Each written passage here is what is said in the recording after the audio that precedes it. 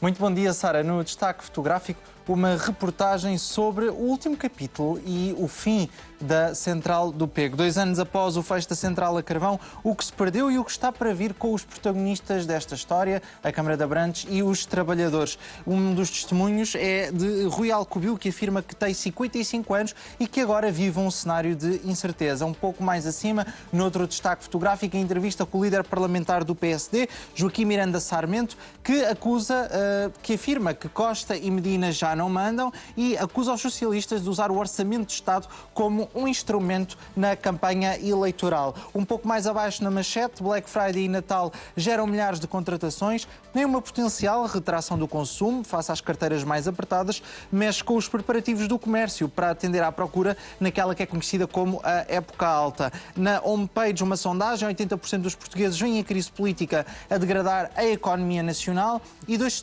duas notas ainda, uma para mercados, onde a CMVM não fecha a porta a criptoações no novo simulador para as empresas que querem viver uma experiência de cotadas em bolsa, e também as declarações de Lajinha de Sousa, que deu uma entrevista ao Negócios e que discorda da Presidente do BCE, Christine Lagarde, no sentido do reforço dos poderes do regulador europeu para se transformar naquilo que já é hoje o regulador norte-americano SEC. Por fim, em Lex, os fiscalistas criticam o fim abrupto dos vistos gold. Estas são apenas algumas das notícias que pode ler na edição impressa do Jornal de Negócios desta quinta-feira.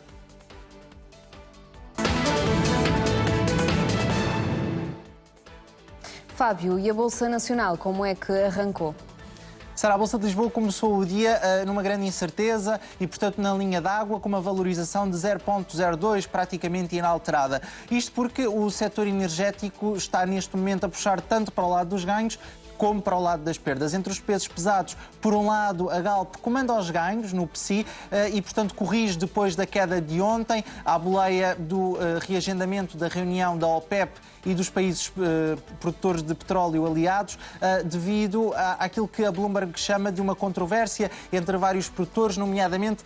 relativamente às cotas de mercado de vários países africanos, incluindo Angola, e este adiamento levou ontem a uma queda expressiva do petróleo que pressionou as ações da Galp, mas que hoje as ações da petrolífera corrigem. Por outro lado, a família EDP está a puxar pelos ganhos, a par da Greenvolt, e, portanto, vive-se um verdadeiro sentimento dividido na Bolsa Nacional. O que também não está a ajudar a este sentimento de incerteza é o volume de negociação. Hoje, como sabes, é dia da ação de graças nos Estados Unidos, é também feriado no Japão e, portanto, há um maior volume de negociação, há menos investidores presentes no mercado a dar ordens de compra e de venda e, portanto, o que acaba por agudizar este sentimento de incerteza. Lá fora, as praças europeias estão atentas àquilo que será a divulgação dos relatos referentes à última reunião do Banco Central Europeu e ainda a uma panóplia de dados macroeconómicos sobre o bloco que podem dar pistas sobre a vitalidade da economia dos vários países da União Europeia e da zona euro e que, portanto, também poderá dar sinais, ainda que de forma indireta, sobre o que será o futuro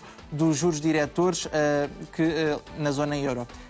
Estes são apenas alguns dos dados e ainda que ter em conta outro sentimento, outro fator que está também a influenciar o sentimento, que são as boas notícias vindas da China. Pequim já está a elaborar uma lista de 50 entidades que poderão ser apoiadas e financiadas pela banca do país, entre elas o colapsado Country Garden, que escalou mais de 19% depois desta notícia. Estes são apenas alguns dos fatores que estão a mexer com o sentimento dos investidores numa sessão, como te disse, marcada por um menor volume de negociação do que o habitual.